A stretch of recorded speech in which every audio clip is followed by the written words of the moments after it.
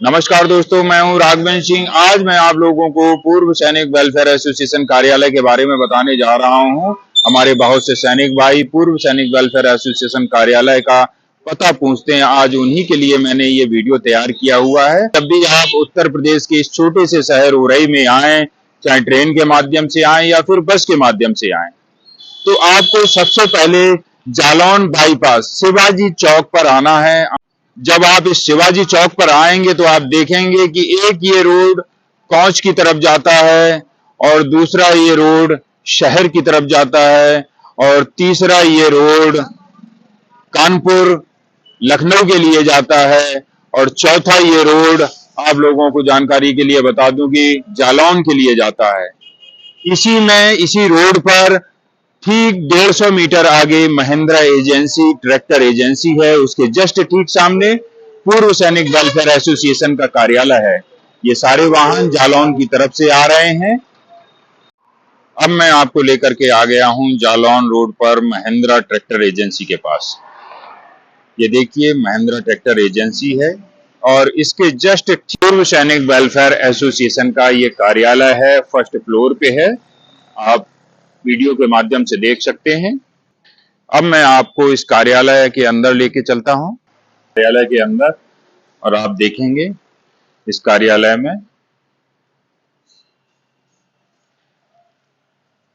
हमारे पूर्व सैनिक भाइयों के लिए ये कार्यालय व्यवस्थित किया गया है और ये हमारे यहाँ पर पदाधिकारियों के नाम लिखे हैं।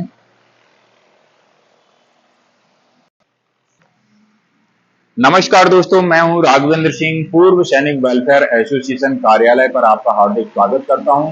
दोस्तों, पूर्व सैनिक वेलफेयर एसोसिएशन का ये कार्यालय उरई शहर में, उत्तर प्रदेश के उरई शहर में, जालौन बाईपास शिवाजी चौक जालौन रोड पर महिंद्रा एजेंसी है, उसके जस्ट सामने पूर्व सैनिक वेलफेयर एसोसिएशन का कार्यालय है।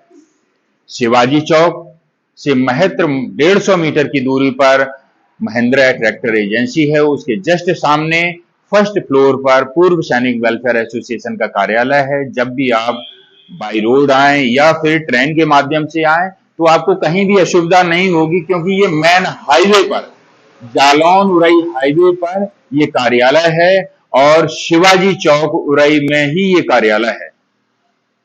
आप लोगों को बता दूं कि यहाँ पर पूर्व सैनिकों की अनेक समस्याओं का समाधान किया जाता है। जैसे कि ये मैं फाइल देख पा रहा हूँ, यहाँ पर इस कार्यालय पर हमारे एक कैप्टन संतोष रायगवाड़ जी हैं जो संगठन के उपाध्यक्ष हैं। वो प्रतिदिन 11 से 2 के बीच में बैठते हैं और पेंशन संबंधी कार्यों को देखते हैं, उनकी समस्याओं को नोट कर लेते हैं और जब भी हमारे अध्यक्ष महोदय या पदाधिकारियों को समय मिलता है तो आकर के उनकी संबंधित समस्या को देख करके संबंधित कार्यालय को भिजवा देते हैं।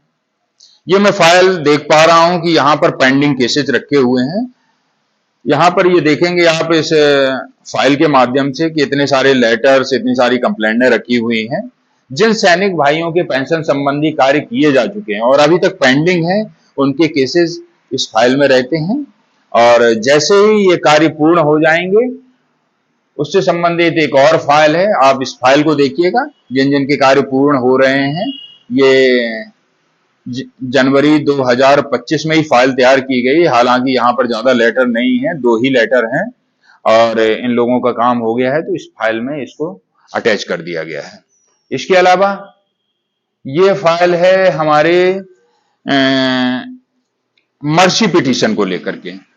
जो सैनिक भाई सेना से किसी कारण से सेवानिवृत्त हुए हैं, उनको किसी भी प्रकार की पेंशन नहीं मिल रही है, चाहे वो कोर्ट मार्शल के कारण निवृत्त हुए हों या अन्य किसी कारण से या कम सर्विस होने के कारण वो सेना से डिसमिस हो गए हैं, तो ऐसी कंडीशन में जब उनको पेंशन नहीं मिलती है तो वो आज इस उम्र में जा पहुंचे हैं, उम्मीद करते हैं कि कहीं सरकार से उनको कोई फाइनेंशियली बेनिफिट मिल जाए। इस कंडीशन में उनको मर्सी पिटीशन मिल सकता है और इस मर्सी पिटीशन के तहत कुछ पेंशन का प्रावधान किया गया है। आप उचित कार्रवाई करके अपने जिला सैनिक कल्याण बोर्ड के माध्यम से भी सरकार के द्वारा आर्थिक सहायता प्राप्त कर सकते हैं। इसके अलावा ये अगली फाइल है, ये भी मर्सी पिटीशन के केस को लेकर के है, जिनका मर्सी पिटीशन में सफलता हासिल हुई है और जिनकी पेंशन बन चुकी है, उनके संबंध में यहाँ पर कुछ लेटर रखे हुए हैं कि किन किन की मर्सी पिटीशन वाला काम पूरा हो चुका है। उसको लेकर के ये उनकी जानकारी है इसमें अटैच है फाइल में। इसके अलावा मेडिकल बोर्ड संबंधित, सेना में रहते हुए या किसी बीमारी के कारण उनको मेडिकल बोर्ड तो मिला परंतु मेडिकल बोर्ड की पेंशन नहीं मिली, मेडिकल बोर्ड का बेनिफिट नहीं मिला। अलग अलग रिकॉर्ड्स की लेटर हैं इसमें, brigade of the guard, Rajput regiment, Rajputana rifles, RT regiment, इस प्रकार से अनेकों रिकॉर्ड्स के यहाँ पर लेटर अटैच हैं। मेडिकल बोर्ड के केसेस में कुछ लोगों को सफलता तो मिल चुकी है परंतु कुछ लोगों की अभी तक केस पेंडिंग है और उम्मीद करते हैं कि आगे उनके केस में सफलता मिलेगी। इसके अलावा ये हमारी फाइल है OROP 1, 2, 3 से संबंधित जो लेटर हैं, उनके सर्कुलर हैं, पेंशन टेबल हैं, 7th पे कमीशन, 6th पे कमीशन, इससे संबंधित ये फाइल है। सेना के द्वारा जो भी लेटर जारी किए गए जाते हैं उन लेटरों को इसमें अटैच कर दिया जाता है और समय पर इनसे हमें बहुत मदद मिलती है। इसके अलावा मैं आप लोगों को ये फाइल दिखा रहा हूं वीर नारी एवं वीरांगना के संबंध में जिनकी पेंशन शुरू ही नहीं हो पा रही है। पूर्व सैनिक की डेथ के बाद में अक्सर देखने में आता है कि फैमिली पेंशनर को पेंशन मिलने में बहुत समय लग जाता है। उनसे संबंधित ये फाइल है और हमारी एसोसिएशन का प्रयास रहता है कि यदि पूर्व सैनिक की डेथ के बाद में जल्द से जल्द अगर हमने पेंशन शुरू करवाने का प्रयास किया है तो वो मात्र 3 महीने में शुरू किया है। एक ऐसे ही फैमिली पेंशनर हैं और आजकल ऑनलाइन जमाना है, ज्यादा समय नहीं लगता है। आपको ऑनलाइन पोर्टल के माध्यम से उसके बाद में आपको डेथ सर्टिफिकेट अपलोड करना होगा इस पोर्टल पे और सबसे पहले पूर्व सैनिक की पेंशन बंद करवानी होगी। इसके बाद में आप उसके लिए आवेदन कर सकते हैं और इसके पश्चात आप बैंक में जाकर के अपना जो भी कार्रवाई है खाते से संबंधित वो भी कर सकते हैं और जिला सैनिक कल्याण बोर्ड में जाकर के वहां भी सूचना दे सकते हैं। इत्यादि सारी कार्रवाई करेंगे जब आपको लगभग 2 महीने तो मिनिमम लग ही जाएगा आपकी पेंशन शुरू होने में। और यहाँ पर कई केसेस ऐसे भी हैं, मैं देख पा रहा हूं इस फाइल में कि इनको 3 साल से अधिक का समय हो गया है और इनको 4.5 साल समय हो गया है, इनकी अभी तक फैमिली पेंशन नहीं बन पाई है। बड़े दुख की बात है कि हमारी वीर नारियों को, वीरांगनाओं को इस प्रकार से अपनी पेंशन के लिए भटकना पड़ता है। हमारे एसोसिएशन का यही उद्देश्य रहता है कि हमारे सैनिकों को, हमारी वीर नारियों को, हमारी वीरांगनाओं को, शहीद परिवारों को, बुजुर्गों को, जो बुजुर्ग पूर्व सैनिक है उनको भटकना ना पड़े। और इसी उद्देश्य से हमारी एसोसिएशन ने इस कार्यालय को स्थापित किया है ताकि हमारे पूर्व सैनिक कभी भी आकर के, यानी कि हर समय तो देखो कोई अवेलेबल नहीं रहता है परंतु जब भी आए तो आप कॉल करके आए।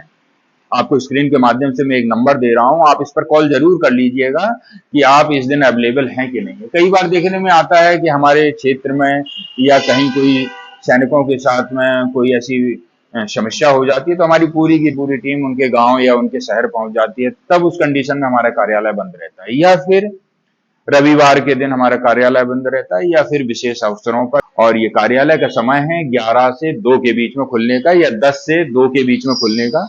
आप जब भी आए तो कॉल करके अवश्य आए, अन्यथा आपको हो सकता है कि कार्यालय बंद मिले और आपको परेशान होना पड़े। इसलिए आप लोगों से आग्रह है कि आप कॉल अवश्य करके आए। और इसके अलावा जो भी समस्या है आप स्क्रीन पर चल रहे इस नंबर को देखिएगा, ये कैप्टन संतोष रायकबाड़ जी का नंबर है। आप इस पर कभी भी कॉल करके अपनी समस्या इनसे बता सकते हैं और कार्यालय पर आकर के संबंधित डॉक्यूमेंट आप दे करके अपनी समस्याओं का निराकरण भी करवा सकते हैं। इसके अलावा यदि आपको पेंशन संबंधी कोई समस्या है तो कमेंट सेक्शन के माध्यम से बता दीजिए, टीम के द्वारा उस प्रश्न का जवाब आपको दे दिया जाएगा, आपकी समस्या का समाधान कर दिया जाएगा। दोस्तों, आप लोगों को बता दें, मुझे जानकर बड़ी खुशी होती है जब हमारी टीम इस प्रकार से अपने पूर्व सैनिक, शहीद परिवारों और वीर नारियों के लिए कार्य करती है। आप इस वीडियो को अन्य पूर्व सैनिकों के ग्रुप में भी शेयर कर दीजिए ताकि अन्य लोगों को भी इस पूर्व सैनिक वेलफेयर एसोसिएशन कार्यालय की जानकारी हो सके। जय हिंद, वंदे मातरम।